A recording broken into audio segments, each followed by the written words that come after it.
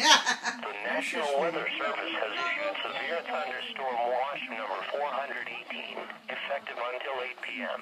This watch includes the following counties: Bedford County, Pennsylvania. Remember, a severe thunderstorm watch means that conditions are favorable for the development of severe weather, including large hail and damaging winds, and close to the water. And there you go. While severe weather may not be imminent, persons should remain alert to rapidly changing weather conditions. Nothing so far and except listen for for this. statements and possible What's that warnings. saying?